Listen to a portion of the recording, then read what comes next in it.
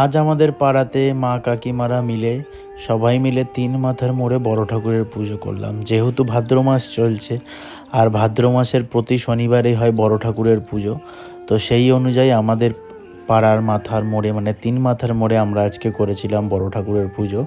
পাড়ার সবাই মিলে একসাথে এই পুজোটা করলাম। এতটা যে ভালো লাগলো আর এতটা সুন্দর লাগলো কি বলবো, মানে এই কথা মুখে বলে বোঝানোর নয়।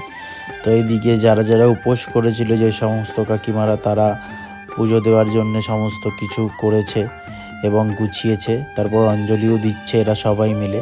আর আমরা সবাই সাইডে দাঁড়িয়েছিলাম, যেহেতু ৩ মাথার মন, লোক তো যাতায়াত করবেই, সেই অনুযায়ী আমরাও দাঁড়িয়েছিলাম। আর এই যে আমি কিন্তু উপোস করিনি, কারণ আমার খুবই শরীর খারাপ। তো যথারীতি এদিকে তারপর পুজো করার পরে আরতি করে নিচ্ছে, আর আমরা সবাই মিলে একটু ভিডিও ক্লিপ নিয়ে নিয়েছি।